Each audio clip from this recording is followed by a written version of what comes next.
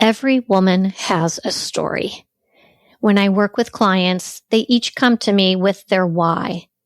Their why as to what motivated them to seek assistance in getting fit, nailing down their nutrition, and focusing on longevity. Sometimes it's an upcoming trip. Maybe it's a wedding, or they're now an empty nester. But for some women, they may have gone through a really rough patch in life. The common theme, however, is that they've put it off far too long and they're finally ready to make themselves a priority. When we take care of ourselves, it not only does amazing things for our physical and mental well-being, but it has a positive ripple effect on those around us.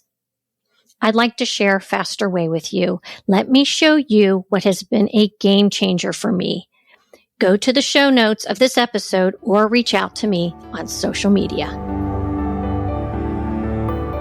Health, wellness, fitness, and everything in between.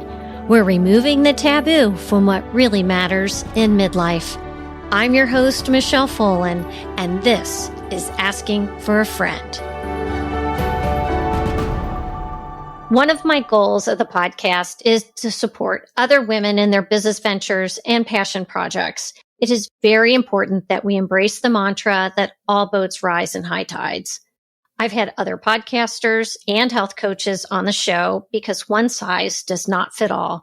And I think it's nice to hear other points of view and approaches when it comes to health and fitness. There is such a great opportunity for us to learn and embrace new ideas to help us along the wellness path. And I know today's guest will definitely deliver because the first step in any health journey starts with the right mindset. Tanya Shaw is a health and fitness coach. While she does have some letters after her name, she is a nutritional therapy practitioner. She's a kinesiologist and high performance coach. Her ability to create a shift in her clients was learned through working with hundreds of men and women, as well as through her personal journey. Tanya founded Ascend Fitness and Lifestyle to help men and women eat better, move better, and think better so that they can feel amazing. Progress at Ascend isn't about how many squats or push-ups her clients can do. It's about how empowered and confident fitness makes her clients feel. Tanya also has a podcast called Fit and Vibrant You. Tanya Shaw, welcome to Asking for a Friend. Thank you so much for having me. It's great to meet you and been following you for quite some time on social media. And I think we'll start there because I'm really curious because I really don't know you. A little bit more about your career path, where you're from, and I would love to know what propelled you to where you are today.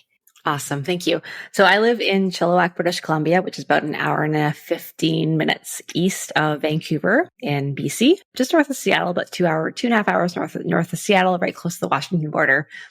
And I've actually lived there in that area my whole life. But it was when I was a young kid, I just fell in love with fitness. I was never the fastest by any means. I was actually quite slow. But I started running. I played basketball. I started a sport called modern pentathlon in high school. And I loved the community. I loved the camaraderie of people that I was training with. I loved especially how fitness made me feel. I felt more creative, more happy, more joyful, more present. I just really fell in love with that. And then I found out that there was this thing called kinesiology where you combine science with my love for fitness. And I did that in university. And I never thought I'd be doing what I'm doing now. I thought that because I started my career as a personal trainer, I am a personal trainer. But I did my degree in kinesiology, loved the science, that sort of thing. And when I started working as a kinesiologist, I started coaching men and women in more of the personal training space. And I absolutely love that as well. I moved to Chilliwack, started my own business in 2007. I still have Ascend Fitness to date. And coaching men and women very personally is personal. And I quickly realized, well, maybe not so quickly, but over a couple of years, that the plan and the knowledge was helpful, but it wasn't what most people actually needed. Like, it's super awesome to have it, and plans are important, but people were struggling with this rocky relationship with food or being wildly inconsistent. They would lose weight for a while, then gain it back. they would always talk about like that one, that one program they did, the 1 4-week program, 6-week program where they lost weight, felt great. And now they're, fell back to old habits.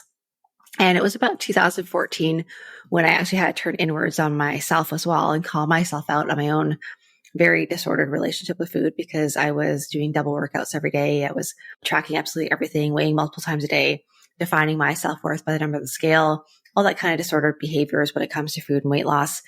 And one of my big focuses in life was to always get to a smaller size. And I realized that I had an issue. I had a problem. This wasn't healthy. And I found intuitive eating. I found like that sort of other way of looking at things. And I totally rejected it. I told myself that I would do that once I lost the weight, once I got control over my food, once I, was consistent and got to my ideal body weight. And yeah, at the same time, I'm coaching other people on this, try and help them be healthy, and here struggling myself as well. So it was around 2014, 2015, where I really made a shift in my coaching practice. I actually started a really small program at Ascend. I think at the time it was called Fit and Lean, because it was great for marketing, but it was really about the mindset, really about making people actually be consistent. Because yes, we want to be fit and lean, but you can do it in lots of different ways, and lots of terrible ways to do it as well. But ultimately we need to be consistent for the long term, and how you think really, really matters. And so I dove really into the mindset piece. Now I coach in the online space women to really help my clients who have been struggling with weight and diets for years, decades, to overcome that rocky relationship with food, to get to the root cause of their weight loss struggles, so they can just really feel good in their body and feel good in life. And along that way, I also realized that I got a little bit too much into the mindset piece, and a lot of my women were doing well mindset wise, but still were having a hard time getting results. And so then I dove a bit back deeper into the body science side of things to find out, so what is going on with hormones and gut health and things like that too, mineral balance to help support and that. So, I mean, I love learning. I think when you learn new things, it keeps it fresh for us too as coaches, because doing the same thing for 20 years can be a little bit repetitive. So I think it's fun to learn. And so I'm fascinated with the human body. I'm fascinated with psychology. I by no means know like everything. And in fact, the more you know, the more you realize you don't know. Right. But it's fun, right? It's really exciting. And I'm just delighted I get to learn and build programs and coach people. And it's been quite the journey. And alongside, like, I'm still a work in progress. I haven't arrived at this perfect mindset or anything like that. There is no arriving. It's something I still work on, but I've come a long way, and I'm proud of that. And I'm happy I get to help the women in the way that I do. First of all, I appreciate your vulnerability in mentioning that you too even struggle with some of that crap, I will say, that diet culture has thrown at us, and just having to kind of overcome some of that, because we often look at that pair of jeans maybe that's in the closet that we've hung on to, that we may never fit into them again. And why do we necessarily have to torture ourselves to be that one size? And so and that's really one of the things I wanted to talk to you about, Tanya, is the mindset, the foundation. And you did talk about that, how, that was one thing that you really learned, was you needed to get your clients to a place where they could be successful, because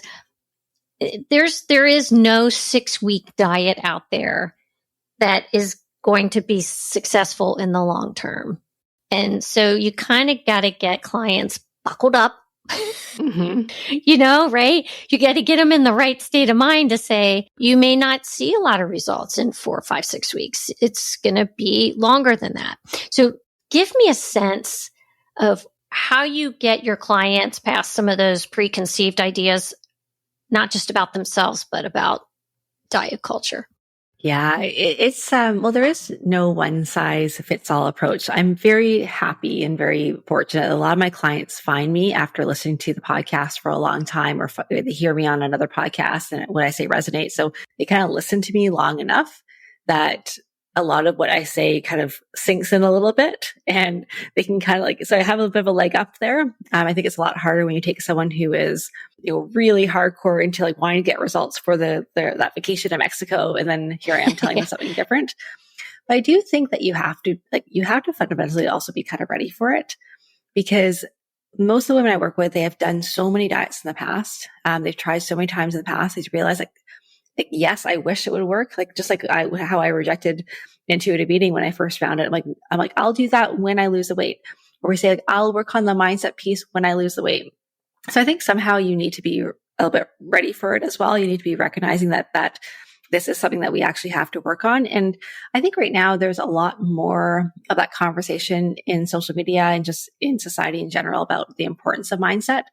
I don't think mindset's everything. You can have the best mindset in the world and still do a crappy program and not get results and feel pretty crappy. But mindset is really important. But mindset really is the set of beliefs, the thoughts, the ideas that we have about something. And I think it's best to start to know what you want. And then you start to break down, like the mindset's not just one thing. It's a whole set of different beliefs. And over time, what happens is you have a goal, you have something you want to achieve. And then you realize, well, here's my sticking point. Like I constantly self-sabotage. And then you realize that that's probably somewhat because of how you're thinking. And then so you can kind of determine like, what are the thoughts? What are the mindsets that you might have that are not going to be helpful? And so instead of having this generic like diet culture, anti-diet culture mindset, I think it's really about figuring out specifically for you. And there's lots of different ways to do that. Like I think coaching can be really helpful to start to determine, because when you're always thinking something, you don't even realize that there's another option until someone points it out to you or someone reflects back at you. And then you realize that, you don't know what you don't know. It just is. It's how you operate. I think being like listening to other podcasts, listening to, I do group coaching as well. Listening to someone else speak can be really helpful, because sometimes someone will say something and then you'll kind of reflect on yourself and realize that there's something going on. And then there's like very kind of common mindset shifts that we need to make. For example, most people who struggle with food, in my experience, have a tendency to be perfectionists and have a tendency for people pleasing. So there's certain mindset traits that kind of come along with perfectionism and people pleasing that need to be broken down. And so it's a bit of a process, because there's not just one thing that's going to fix all of it, but this is constant like challenging your thoughts and being aware of the thoughts that you're thinking, which is actually, that's the kind of the first step, is just to become aware of the thoughts that you're thinking, and so you can start to challenge those. But it's fascinating. What you said there about having this size of jeans that you want to fit into, I'm not saying you can't. Like, you absolutely can. And for some person, maybe that's what they want. And who am I to say that that's okay or not okay? Like, that's their choice. They can do, that's awesome. And I'm there to support and celebrate and encourage somebody. But it's also good to answer or ask these questions for yourself. For example, like, how is life different if I fit into a size 4 or a size 6 or a size 8? Like, why is that important to me? And there's definitely a health perspective. Like, I think that sometimes we like to look at things in sort of as black or white way of thinking, where it's either body acceptance and just like, be whatever, or you have to like diet yourself down and be super restrictive and obsessive. And I don't think either has to be the answer. But you can ask yourself, so like, how is life different? Do I feel more confident? Do I feel happier? And why do I think that that's going to make me feel happy? If your goal is happiness or confidence, you can work on happiness and confidence. And quite often what happens is when you work on happiness and confidence, your relationship with food changes. You probably eat more for hunger and satiety, and you might just get to your that goal weight anyway. Yeah. Well, and some of it is the self-love piece. I know there are a lot of nutrition coaches out there. They talk about accepting your body. Mm-hmm. And I think you can still accept your body where you are at that moment, because that's self-love, and still have health goals. 100%. I love that you said that, because they're not two competing ideas. They're very complementary. In fact, when you accept yourself, or you love yourself, or whatever you want to call it, sometimes love or acceptance is it feels even too much. Maybe it's respecting yourself. Or when you have that, you come at things from a place of more like you're doing it from a place of love versus I'm not enough the way I am, and therefore I'm going to like hate myself into a better body. It really does change. And it's not always easy. And it's not like you're going to like feel love every single day or every single moment of your life. But I think you're absolutely right. They're not contradictory, ideas at all. Yeah. And the way I looked at it too, if you want to approach your weight loss journey in a really healthy manner, think of it as starting from the inside out. Mm-hmm. So do the stuff that you know is going to help your inside. It's about really looking at the long-term impact of making these changes. And I tell my clients, if you start thinking about how this is going to affect your insides, your outsides will start to reflect those positive changes that you've made. So yes, we want to fit in the jeans, or we want to look great in the dress for the son's wedding, or, those are all very important goals. And I get that. But I think if we focus on the bigger picture of where do we want to be 20, 30 years from now? Totally. Right? Yeah. And that's actually been a big wake up call for me too. Even recently, I've changed I know we're going to talk more about like the nuances of how I do things, but I've changed my workouts a fair bit in the last little while because I recognize like right now there's a huge push about weight training and strength training, which is amazing. I love that. But I think what's missing from the conversation is joint health. And I see a lot of people who are lifting probably heavier than they should from their actual functional movement perspective, and sacrificing, like, yes, you might get strong muscles for a little while, but what are you actually going to do in terms of like that the longevity piece? So for myself, I've really been thinking about that a lot more, just even in the physical side of things. Like I want my body to last. And like you said there too, it's really about playing the long game. Yeah. Which I think also alleviates a lot of pressure that we can put on ourselves. Recognizing that it's not really about what you do in the next week or 6 weeks or 21 days. It's really about what you do in the next 30 years. That can be really helpful. Yeah. I'm 60. And so, when I talk to my friends, many of them are having grandchildren right now. And I say, well, don't you want to be healthy for those grandchildren so you can play with them on the floor and be there at graduation and all of those things. And to me, that's probably one of my biggest motivations is I want to be around. Yeah. And I don't want to be in a wheelchair, and I don't want someone to have to think for me. And so, those are my motivations. But anyway, I want to ask you though, because most of my listeners are probably 50 plus, I'm guessing, maybe 45 plus. There's a term, and I may have read this on one of your social media posts or maybe on your website, about weight loss resistance, especially after menopause. How can you get patients to, I guess, be fat burners at a more advanced stage? Yeah. And that's going to depend on a lot of different things. So with my clients, sometimes honestly, it's as simple, Michelle, as honesty. There are women who are doing everything right or they're not doing everything right. If you're doing everything right, you're not getting results. You're not doing everything right. So there are some who are just not following the basic principles. And I know can be kind of hard. This is where you really got to be honest with yourself, because that does actually happen, where you say we're just so good at overestimating or underestimating how much we eat and overestimating how much we move. Like we really are good at that. So that's one big thing of it. And then above and beyond that, sometimes it's consistency over the long term. For a lot of women, it's sometimes there's hormonal things going on, like a thyroid function is really important. And thyroid function isn't just about being hypothyroid from a clinical perspective or how you get diagnosed with your physician, but it really can do. You can be kind of just have a sluggish thyroid. That could be a big part of it too. Stress can be a huge part. Stress also, as we know, doesn't really help us make better choices more often. And that could be a big part. There's sleep, there's movement, but often we're just not following the basic principles consistently. Like we're not as active. There's a huge change that happens when you just start walking more often, making sure you have enough protein. Protein is going to help for muscle sparing, but not only that, but you're also going to be more satiated and you actually burn more calories with protein, which I know and you probably talked about lots on your podcast. But there's some really, really simple things you can do.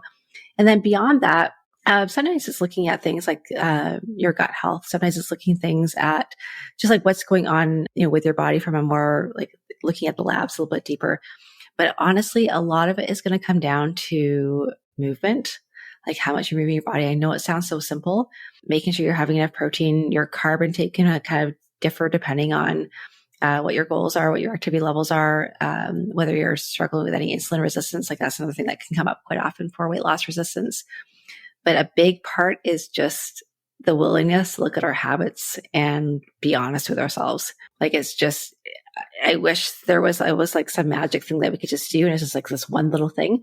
Like look at the women who say they can't lose weight, but then go on Ozempic and lose weight. Why do they lose weight? Because they're obviously eating less. Like that's what they'll report.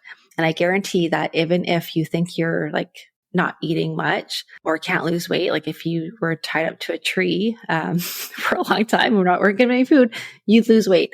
So it's possible. We got to kind of just look at what we're actually doing with honesty and be consistent with that.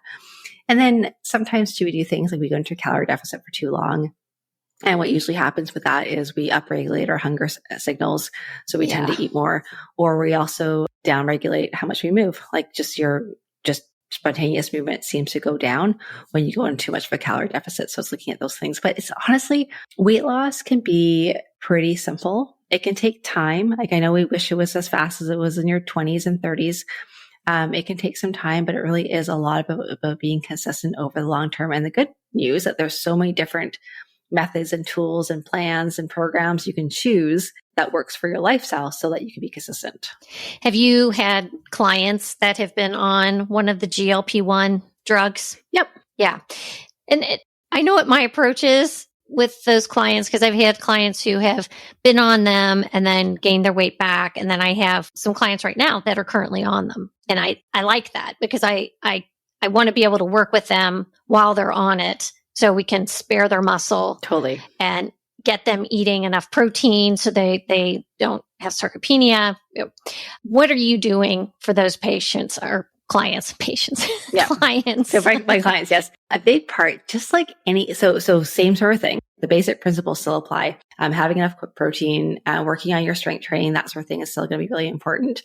What I found is that people can still gain weight on GLP-1 Ozempic if you try hard enough, just like people can still gain weight after having gastric bypass surgery, everything else, because it still comes down to fundamental habits.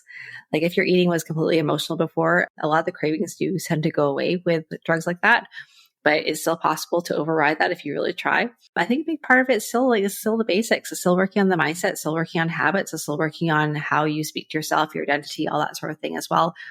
But I'm actually pretty excited with the possibility that some of these drugs are going to offer people, because, I mean, one standpoint is like, well, it's big bad pharma, and we should do everything drug free. Like we have not done that really well as a population. And if there's something that's coming along that can really help people get a leg up on how they feel and how like what life could be like when they lose weight, a lot of people have struggled for so many various reasons and so many different things. I don't think that's a bad thing. I think it's a great thing. And if we can embrace that and use it as one tool to help people become a healthier version of themselves, I think that's amazing. Yeah. I worked for the company who had the very first GLP-1 back in 2005. And it was very exciting because we truly were educating the medical community on a new molecule and a whole new way of treating type 2 diabetes. And now hearing all the other things besides weight loss, and we knew it was help with weight loss back then, but that there's GLP-1 receptors all over the body and in the brain. And some of the ideas that could have a positive effect on longevity with the brain. And I mean, there's a lot we don't know yet, but super exciting. Totally. It is exciting. And things like what I've heard lots of people, both like from listening to the studies or listening to other podcasts, and also with my personal experience, a lot of people who are taking things like Ozempic are now they're not drinking anymore. And there's desire to do those kind of behaviors or just addictive behaviors is also going down, which is also super cool. And yeah, I think that we can be short-sighted and just think that everything should be done, quote unquote, naturally, or, that drugs are a crutch, or drugs are, I don't know, cheating in some way. Or I don't know what other kind of words we can use for that. But I think it's just a great tool that for a lot of people can be really, really helpful. Yeah. And not to belabor this topic too much, but I do want to say that the frustration comes that when people do lose the weight and they gain it back, they're not gaining back the muscle they lost. They're gaining back fat. Mm. And that's where then we're having people are behind the eight ball then. And so I think the more we talk about it to make people aware, because not everyone's getting that education at their doctor's office. Sure. And that makes a lot of sense. Just like, again, just like gastric bypass surgery, there's people who they lose weight initially, and then unless you work on the actual lifestyle piece, it's not a quick fix. It's not a permanent fix. You absolutely have to do, I would like you to do the other work as well. Right. Exactly. All right. I am kind of curious what you do. Like, what's Tanya's day look like? And what does your own diet and workout schedule look like? So I ebb and flow. I never attach myself to one specific plan or protocol. It depends on the season, depends on how I'm feeling, depends on lots of different things. I love variety. I really do. My workouts are going to change depending on the season. I pretty much have a non-negotiable where I strength train at least twice a week. Although this last month, that's not been like that at all. I've been doing lots of multi-day hiking adventures and just has not been practical. But generally for my workouts, I strength train 2 to 3 times a week. I do full body exercises. Sometimes I change it up every single time I go. Sometimes I create my own programs and I go for longer and just track things for a while and work on like improving my strength. I think that's awesome, but I also love the variety. I love doing things like that too. But I try to keep that a bit of a base to keep my strength up. I'm usually at the gym for about an hour or so. I do some mobility first. I'm really focusing on mobility right now. So there's some stretching most days of the week, ideally like foam rolling and all that kind of stuff too. It's just so important to keep your mobility up. I walk most days. The summer a little bit less because of the heat and just because my son's off of school and just a little bit different right now. But generally I walk at least 5 to 7 kilometers a day. And I also do cardio a couple times a week. So right now I'm not running because my knees are not super happy, but usually it's hiking. I live in a place where there's lots of hikes. We can do that a couple times a week. Riding my bike when the winter comes again. If I'm still not running, I'll probably do some just a little bit at the gym as well. I think right now there's a really big push away from cardio, which is nice in some ways because I think before I was just going to ask you about that. So there was a big push before, like it was always about cardio. And now we're recognizing that it's not as like it's good to have, but that strength in walking can be wonderful. So I think that gives a lot of freedom, but it kind of depends on what you want to do. Because for me, like I fell into that for a little while, but realistically, like I'm going to go on a 7-day backpacking trip next week. Like you freaking need cardio. Like you're not going to. So for me, it makes a lot of sense. I do think that I think we can sometimes swing too far the other way too. I think cardio is really important. I think getting our heart rate up is important, but I'm glad that we're having some flexibility now. It doesn't have to look like spending hours and hours on the treadmill, like just kind of, you can do HIIT workouts. You can do like longer endurance training as well, which is totally fine. I think it really depends on what you like as well. There could be the best ideal way to work out, but at the same time, it has to work out for your real life. And I love hiking. I love riding my bike. I love if my knees feel better soon. I'm going to work on that now. I love running. And so I don't see there being, like, and it comes down to the individual, what you like. And also if there's sometimes reasons to back off a little bit. So while I love, like I said, the de-emphasizing of cardio, I still think it's also really important to keep your heart rate up and to keep your cardiovascular fitness up. So generally that's what I do for exercise. I'm pretty active. Like I live an active lifestyle. I have a treadmill desk behind me that I often just walk on while I work, things like that.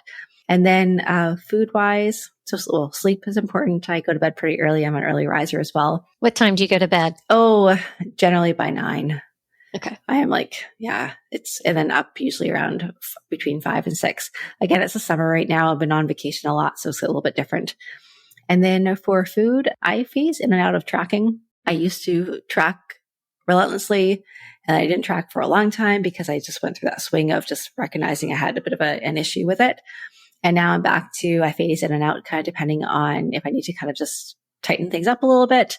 I don't think it has to be something that we need to do for the rest of our lives, but I do think it's a great tool to bring in once in a while. So currently I'm tracking when I'm home. I don't track when I'm away. And generally just focusing on adequate protein and looking at fiber, and then just keeping tabs on what my caloric intake is. And then I weigh myself regularly just to see if I'm gaining, losing, maintaining from there. So I keep it pretty simple. I think if you were to track, I mean, you can track all your if you track on an app, you're going to look at all your macros anyway. You can't track without looking at your macros. But I think focusing on adequate protein, fiber, and then just general calories is a good way to start. There are people who are going to promote like really low carb, really high fat, or vice versa. I think it depends on the person, depends on what you want to be consistent with. Some people love oatmeal. Some people love like bacon and avocado. I don't know. It doesn't seem to matter too much. What matters more is that what you're going to be consistent with. So I find when I fill up with protein, like most people, you just feel more satiated, like you feel a lot better.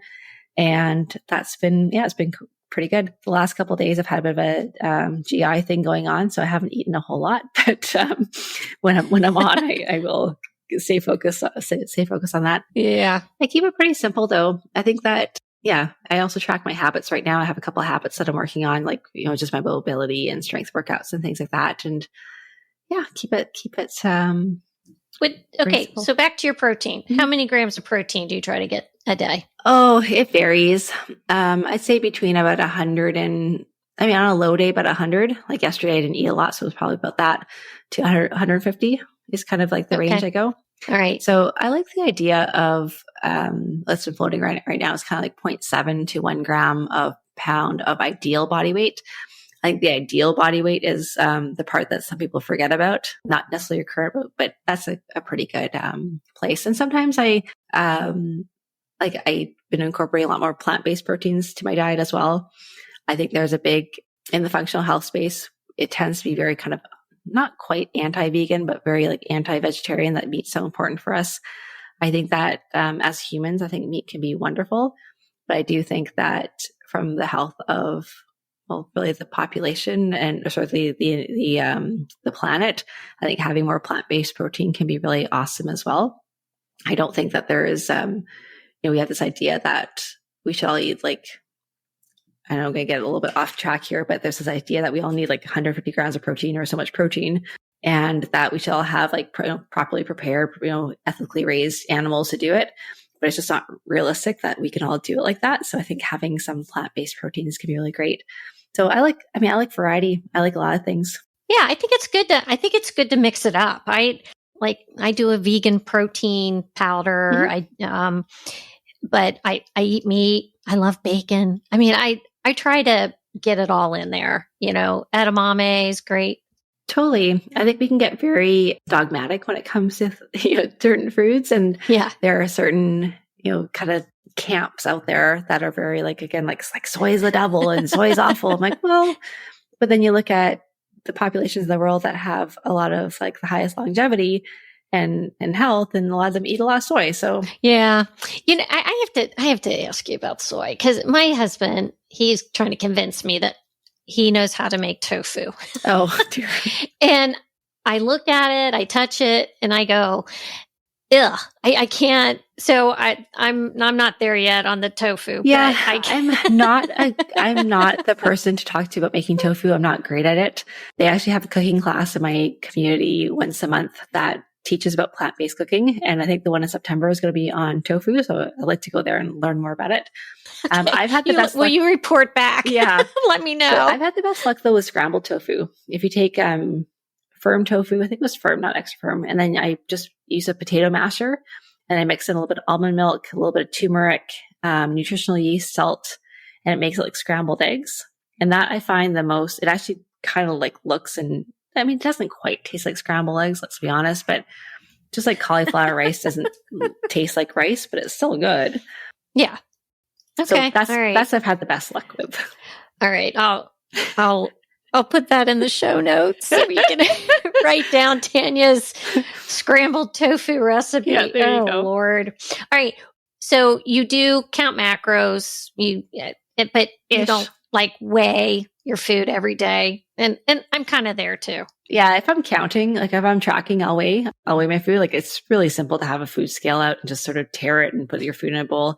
Sometimes I just like the structure like that. Sometimes I don't. It just works. Like, and this is where I think we sometimes get caught up with like the thing, like whether it's journaling or habit tracking or counting your macros or not counting your macros. We think like that's the goal. And that's not the goal. The goal is for you to be a fit, vibrant, healthy person and to like feel good.